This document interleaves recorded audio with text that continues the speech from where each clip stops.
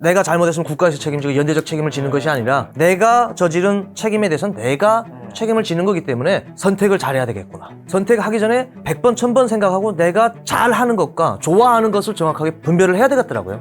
이 행복, 이 느낌을 북한 주민들은 과연 알까? 한반도 반쪽 땅에 살고 있는 북한에서 일어나고 있는 이 비극적인 현실을 저는 북한에 살았기 때문에 그렇게 계속 눈에 자꾸 밟히는 거예요. 만약 우리가 여기서 북한에서 만약 살았다면은 지금 현재의 삶을 생각이나 하겠느냐. 북한에서도 시장 경제 활성화되어 돈주가 등장하는데 자본주의적 요소가 많아졌는데 북한식 자본주의 실체는 어떤가? 한국과는 좀 다를 것 같은데. 북한 정부에서 인정을 안 했을 뿐이지 북한도 자본주의입니다. 시장 경제로 인해서 국가가 돌아간다고 해도 과언이 아닐 정도예요. 주민들이 살아가는 게 다 시장에 의존해 살아가지 않습니까? 그렇죠. 시장을 이젠 탄압을 못해요. 북한에서 만약 시장을 탄압을 한다? 북한 체제가 그러면 금방 또 무너져요. 배급을 준다든지 먹고 살게끔 해줘야 되지 않습니까? 그거 없이 시장 문을 닫게끔 한다. 이거는 북한 정권이 유지되느냐 유지가 안 되느냐의 사활적인 문제인 게 북한에서는 인정을 하지 않았습니까? 대놓고는 말을 못하지만 인민위원회 시장 관리를 하는 조직이 있어요. 그렇기 때문에 시장을 탄압을 못하고 시장 경제의 흐름 시스템은 우리나라하고 똑같습니다. 자릿세도 북한에서는 자릿세라고 하지만 우리는 세금 낸다고 하잖아요. 북한은 세금이라는 말이 없어요. 자릿세라고 합니다. 자릿세. 네. 솔직히 말하면 세금이랑 똑같은 말인데 내가 가지고 있는 것만큼 내가 뭐 50센치를 가지고 있다면 이 50센치에 만한 세금을 내야 돼요. 그렇기 때문에 시장은 거의나 봤으면은 그냥 우리가 외면적으로 이렇게 들여다봤을 때는 북한이 아직 사회주의로구나 라고 볼 수는 있겠지만 내면적으로 들여다보면은 자본주의입니다. 자본주의. 한국에 와서 부동산 경매까지 경험하셨잖아요. 일단 부동산 경매, 뭐 우리나라 한국 일반인도 경매 하시는 분은 그렇게 흔치는 않은데 부동산 경매를 선택하신 이유랑 북한의 계획 경제와는 다른 남한의 한국의 자본주의를 몸으로 겪으면 느끼는 가장 큰 차이점은 뭘까요? 계획경제와 다른 이 남한의 자본주의를 몸으로 겪은 이거는 제가 심각하게 느꼈어요. 북한에는 동물원의 사육사가 먹이를 주면은 동물들이 먹는 그런 시스템이에요. 간단히 말씀드리면 국가에서 뭘 줘야지 먹고 살게끔 돼 있던 시스템이거든요. 제가 전에 이제 장사 이야기도 했지만 장사도 자유라고 하지만은 국가에서 그냥 몰수하는 거예요. 그렇죠. 예. 아무리 개인 사유가 없기 때문에 몰수하는 거예요. 네. 근데 우리나라는 그게 아니잖아요. 민주주의 시스템 시장 경제는 내가 노력한 것만큼이더라고요. 제가 이 방송에서 이런 이야기 잘 안 하는데 처음에 2개월 동안 제가 후회를 했댔어요. 한국에 온 걸. 한국에 몇 년도에 왔죠, 정확히? 2016년 9월에 왔거든요. 16년 9월에 이제 수영해서 오셨죠. 6시간 동안. 예. 헤엄쳐서 왔는데 9월에 와서 제가 나온 거는 2017년 2월 22일 날 나왔거든요. 보름 동안은 좋았어요. 그때는 뭐 모릅니까? 같이 온 그 친구들끼리 다니면서 먹고 놀고 하다 나니까. 그 다음엔 내가 노력을 해서 돈을 벌어야 될 거 아니에요. 북한에서 노력을 안 해봤어요. 일을 안 해봤어요. 그냥 보이부라는 곳에 있으면서 뇌물 받으면서 살아다 나니까 이거는 제 과거의 얘기 때문에 살다 나니까 이렇게 힘들게 일해서 돈 벌어보지를 못했거든요. 야, 이거 내가 선택을 잘못한 건가? 어떻게 보면 북한에서는 시키는 일을 그렇죠. 한 거고 한국에서는 내가 일을 막 맞습니다. 주도적으로 그 차이인 거예요. 시키는 일을 하면서 뇌물 받아서 살았는데 여기는 내가 선택을 해서 내가 노력을 해야 되는 거예요. 와, 처음에 그래서 솔직히 후회를 했는데 그런 차이인 거예요. 한마디로 말씀드리면. 여기는 선택을 해야 된다. 내가. 모든 거 다 선택을 해야 되잖아요. 북한은 시키는 일을 해야 되는 거예요. 그런 것 때문에 조금 초반에는 너무 힘들었습니다. 맨 땅에서 시작하지 않았습니까? 물론 다 맨 땅에서 시작을 하겠지만 제가 특히 북한에서 오신 북한에서 분은 더 왔기 맨땅이죠. 때문에. 그렇죠. 맨 한국에 땅에서. 오면 지원금이랑 국가에서 어느 정도 주죠. 제가 400만 원. 400만 원. 처음에 초창기에 이제 400만 원. 총 지원금이 주택 보증금, 임대 보증금이라든지 뭐 해가지고 총 2천만 원을 지원하는 걸로 알고 있습니다. 그 2천만 원이 뭐 당장 다 내가 있는 건 아니고. 다 합쳐서 2천만 원이요? 예, 총. 이게 사실 아이가 오는 게 아니라 어른이 왔다 하더라도 그 어른이 이제 삶을 이제 시작하는 거 어떻게 보면 제로 베이스부터 시작한 거잖아요.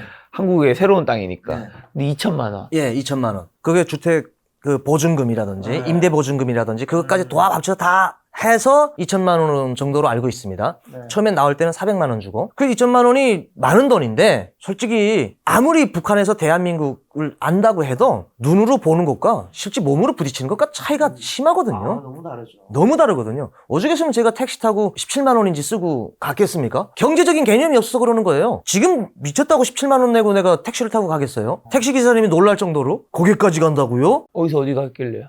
화성에서 저기 파주 어디 그 아는 분 거기까지 갔거든요. 택시를 타고. 예. 보통 지하철 탈 텐데. 보통 지하철이나 대중교통을 이용하죠. 근데 대중교통을 이용할 줄 모르니까. 그러니까 그런 문제들이 있는 것처럼 그 처음에는 돈을 많이 소비가 돼요. 그리고 벌진 못하고. 그런 것 때문에 이제 조금 남북의 차이가 있죠. 직접 부딪히면은 좀 다르다. 그것을 경험하면서 제가 이제 경매라는 것을 시작하게 된 거는 이제 말한 것처럼 맨 땅에서 시작을 하다 나니까 대한민국에 왔으면 잘 살아야 되지 않겠느냐. 그런 생각을 하다 나니까 회사를 다니다가 회사에서 주는 돈을 가지고는 내가 살 수가 없겠다. 나 혼자 사는 건 괜찮아요. 근데 좀 더 빨리, 좀 더 잘 사는 그 일로 갈 수는 없겠더라고요. 회사에서 주는 월급 가지고는. 그래서 시작한 것이 이제 여러 일들을 하다가 타일도 해보고, 바닥 타일 시공, 예, 그것도 하다가 경매라는 걸 알게 됐죠. 부동산을 사실은 하려고 했댔어요. 근데 부동산이 너무 많더라고요.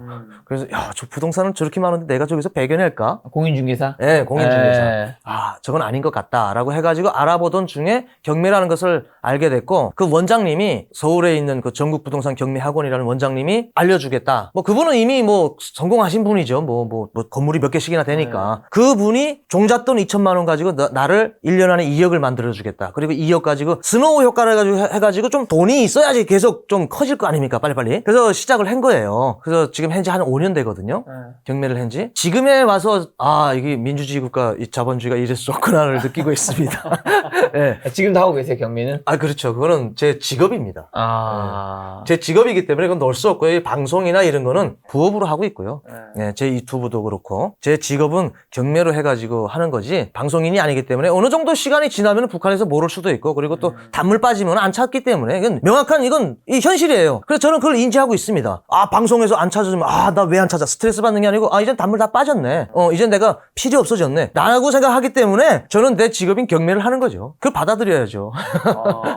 한국에서 그렇게 어떻게 보면 내 자산이라는 걸, 경매를 하다 보면 내 자산이라는 걸 가지게 되는데, 이게 북한에서는 쉽게 못 가지는 것들인 거잖아요. 아, 어떠세요? 그렇죠. 제가 북한에서도 집을 세 채나 가지고 있겠어요? 그냥 말이 안 되는 거죠. 대한민국에 와서 경매를 하면서 집도 여러 개를 가지고 있고 뭐 땅도 가지고 있고 하는 것이 바로 내 자산, 내 거. 제가 가족이 애가 셋이니까 잘 살 수밖에 없어요. 잘 살아야 되고 가장의 무게라는 게 있잖아요. 애가 셋이나 됐어요. 네, 애가 셋입니다. 많네요. 네, 많아요. 애가 셋. 다 군대 보낼 거예요. 대한민국을 지키라고. 아니 근데 그러면 원래는 시키는 일 북한에서 위주로 하다가 한국에 스스로 이제 노력을 한번 해보셨는데, 한국에서 이제 대부분 사람들은 다 자기가 노력을 하면서 살잖아요.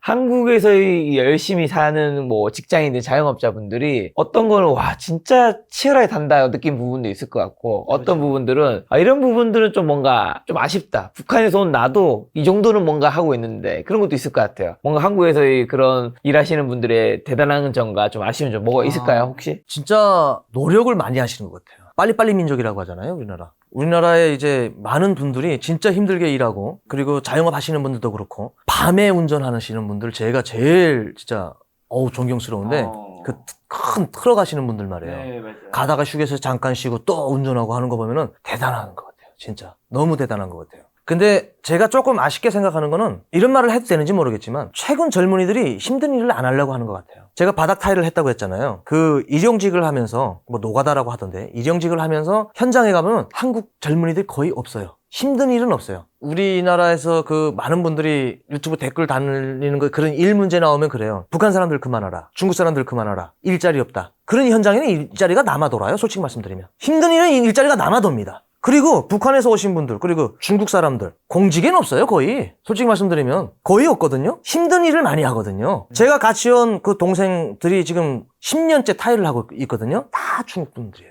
그 현장에 가면 다 중국 분들이래요. 그런데 한국 사람들이 일자리 없다. 젊은이들 특히나. 일자리 없다. 일자리 너무 많대요, 거기. 근데 일자리 많은데 힘든 일은 안 한다는 거죠. 제가 했었던 일이라서 그러는 게 아니고, 사람이 사는 과정에 한 번쯤은 힘든 일도 해봐야 되지 않겠냐. 그렇죠. 그래야지 그것이 이제 경험이 되고 모든 것이 내가 더 잘 살려고 하는 이유가 될 수가 있거든요. 그렇게 힘들게 일하면서 살았던 것이 경험이 되고 뒤돌아보는 시간이 될 수가 있는데, 그냥 시작부터 돈은 조금 받더라도 쉬운 일부터 하려고 하는 그런 것이 좀 있더라고요. 이건 개인적인 의견이기 때문에 오해가 없으길 바랍니다. 그럼 탈북 후 한국 사회에 정착하며 겪었던 가장 큰 어려움은 뭘까요? 이제 거의 한 9년 됐네요. 네, 9년 됐는데 문화적인 차이죠. 아무래도 제가 제일 힘들었던 건 연애했던 것 같아요.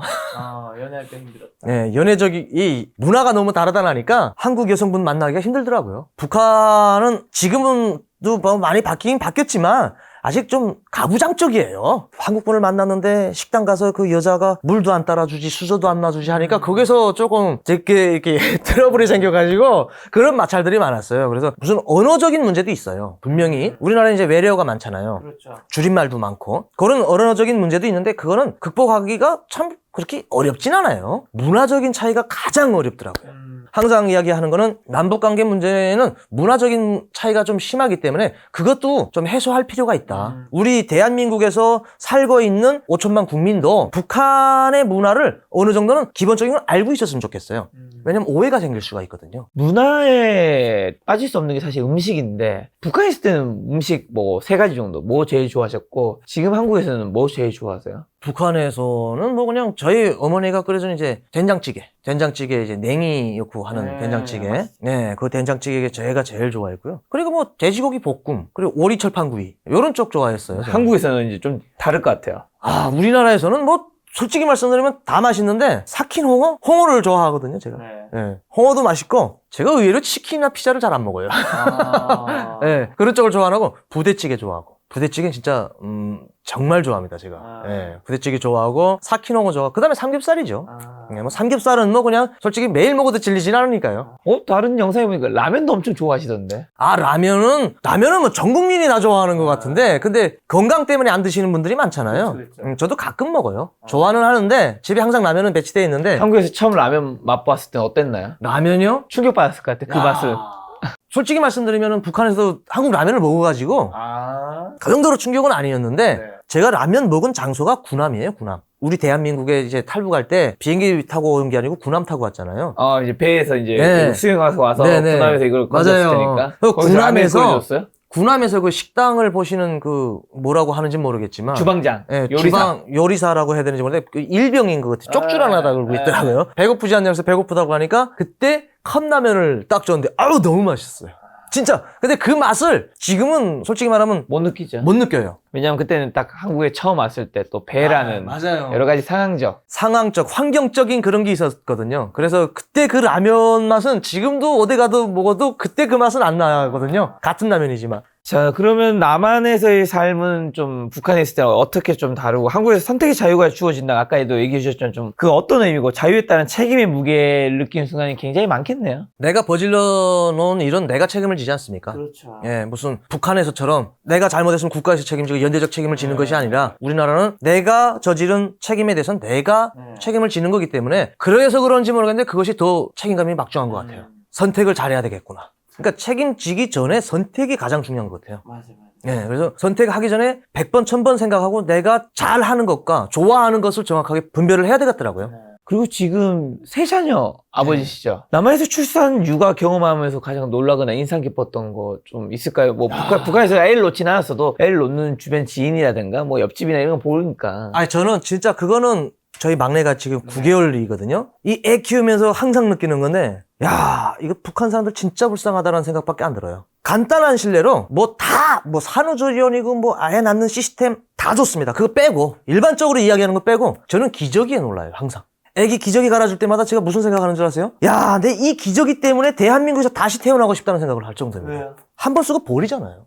북한은 부모들이 그 똥 싼 거 뭐 쉬한 거 다 빨아서 다시 써야 돼요. 말려가지고. 그러니까 뭐 애기한테도 안 좋고 부모한테도 안 좋은 거예요. 엘리트층들은 기저귀 쓰겠죠. 돈 많은 사람들은 쓰겠죠. 일반 근데 분들은 근데 기저귀를 살 돈이 없구나. 북한에서 기저귀 쓰는 사람이 북한 100%에서 한 10%나 쓸까요? 그렇게밖에 못 쓰거든요. 90%는 다 그 면천 가지고 그거 기저귀 갖다가 끈으로 묶었다가 빨고 하는데 기저귀도 얼마나 포근해요. 내가 그랬다니까요. 성인 되면 성인용 기저귀도 있다고 하더라고요. 그때 경험을 할지 안 할지 모르겠지만 제가 그랬어요. 기저귀 애기 갈아주면서 항상 느끼는 거예요. 무슨 밴드형이 있고 팬티형이 있더라고요. 야, 진짜 너무 좋다. 항상 느끼는 거예요, 그거는. 기저귀만 보면 제가 야, 너무 좋다. 장난감도 얼마나 많아요. 별의별 장난감 너무 많아요. 읽어주는 책? 나 그것 때문에 깜짝 놀랐어요. 뭘 누르니까 읽어주고 뭘 누르면은 동물 소리 나오고 진짜 발전됐더라고요. 그거 보면서 제가 많이 느낍니다. 이 행복, 이 느낌을 북한 주민들은 과연 알까? 한반도 반쪽 땅에 살고 있는 북한에서 일어나고 있는 이 비극적인 현실을 저는 북한에 살았기 때문에 그게 계속 눈에 자꾸 밟히는 거예요. 참 북한에서 오신 분들은 항상 북한과 많이 비교를 하거든요. 만약 우리가 여기서 북한에서 만약 살았다면은 지금 현재의 삶을 생각이나 하겠느냐. 저희 와이프하고도 이야기하면서 그런 이야기 많이 해요. 저희 와이프도 항상 그런 얘기를 하거든요. 당신은 그래서 북한에서 보이브에 있었기 때문에 오토바이라도 타고 다니겠지만 나는 농촌에 살았기 때문에 달구지도 못하고 다닌다. 구루마, 딸딸이라고 하는데 딸딸이라고 하니까 참 이상하게 좀 들릴 수 있는데 북한은 딸딸이라고 합니다. 구루마 손수레 말이에요. 그거나 또 끌고 다니고 있겠지. 내가 여기서 차 타고 다니겠냐. 이런 이야기를 많이 해요. 진짜 북한에서 대한민국 이 민주주의 국가를 와가지고 이렇게 사는 것 자체는 너무 감사한 일이죠. 만약에 북한에서 이제 탈북해서 오신 분을 만나면 보통 어떤 조언을 해주세요? 이제 막 한국 사회에 나와서 이제 막 적응하려고요. 그때 해줄 조언이 있을 것 같아. 그냥 시간이 약이라고 해요. 왜냐면 뭘 어떻게 해보겠다고 나는 잘 살아보겠다고 뭐 온 지 얼마 안 됐는데 뭐 사업하는 친구도 있어요. 해봤자 다 망해요. 시간이 약이다. 그리고 이 사회에서 한 번 담가가지고 좀 같이 휩쓸어 봐라. 그러면 거기서 보이는 게 있고 새로운 아이디어도 생겨날 것이고 내가 뭘 해야 될지 보일 것이다. 무턱대고 오자마자 난 돈 많이 벌겠다. 돈 물론 중요하죠. 돈이 중요한데 형식과 방법이 중요하지 않습니까? 그렇죠. 예, 형식과 방법이 중요하기 때문에 무턱대고 그냥 돈을 벌겠다고 막 그러지 말아라. 저는 그런 조언을 많이 해줍니다. 유튜브에도 굉장히 많은 영상, 이제 탈북민들이나 아니면 북한 전문가분들 이야기를 하는데 철은님도 다양한 경로를 통해서 북한 관련 정보를 접하고 분석해 오셨는데 한국인들이 북한을 이해하는 데 있어서 가장 큰 오해나 간과나 뭐 착각 뭐 어떤 것들이 있을까요? 우리나라 분들이 오해라는 것보다도 잘못 알려진 정보를 알고 있기 때문에 그러겠죠. 네, 그렇기 때문에 아마 북한 사회가 무너진다 또는 북한 주민들이 김정은이에 대한 불만을 90% 이상 가지고 있다. 요런 건 오해라고 저는 생각을 합니다. 그렇게 90%까지 북한 주민들이 김정은 체제에 대해서 불만을 가지고 있었다면 우리가 뭐 노력 안 해도 무너지지 않았을까요? 그 북한에서 살면서 자기 삶에 대해서는 체제라는 것보다도 안 좋은 생각은 가지고 있겠지만 김정은이에 대한 불만까지 가지고 있다는 거는 조금 약간 너무 큰 오해인 것 같아요. 그리고 북한 체제가 당장 무너진다도 큰 오해이고 그리고 중요한 거는 비핵화는 현실적으로 일어나지 않습니다. 네. 그러니까 우리가 비핵화하는데 그걸 좀 구분해야 되는군요. 네, 비핵화하는데 비핵화는 절대로 일어날 수가 없고 김정은이는 핵을 포기하지 않을 겁니다. 자, 앞으로 북한 둘러싼 국제 정세에서 가장 큰 변화나 가능성 좀 뭐가 있다고 보시나요? 가장 큰 변수는 저는 그거라고 생각합니다. 러시아가 북한에 어마만큼의 지원을 해줘가지고 북한을 부흥하게 하고 또 군사적으로 얼마나 더 이제 발전시킬 것인가 이런 변수가 저희가 뭐 근접해 있는 북한을 뭐 이야기해야지 뭐 아프리카 이야기할 수는 없지 않습니까? 네, 저는 북한과 러시아 관계가 가장 큰 변수가 일어날 것 같습니다. 가시기 전에 채널 한 번 홍보하고 가셔야죠. 시청자 여러분, 저희 김작가 TV에 나와가지고 북한에 대한 이야기를 했는데 들을 이야기는 들으시고요. 걸을 이야기는 걸으시면 되거든요. 그리고 또 좀 더 북한에 대해서 구체적으로 일반적인 북한 주민들의 이야기를 좀 듣고 싶다라고 하면은 이철은 NKTV도 좀 찾아주시면 고맙겠습니다. 네, 10만을 금방 넘었는데 200만이 넘지 않습니까? 네, 그 중에 한 10%만 오셔도 고맙겠습니다. NK는 뭐죠? 노스코리아. 알겠습니다. 북한에 관해서 또 이슈 생기면 이철은님과 모시고 좋은 이야기 한번 들어보도록 하겠습니다. 오랜만에 손님은 북한 탈북민 이철은님이었습니다. 지금까지 소중한 시간 함께 해주셔서 정말 감사합니다. 오늘도 김 작가였습니다. 고생 많으셨습니다. 네, 감사합니다.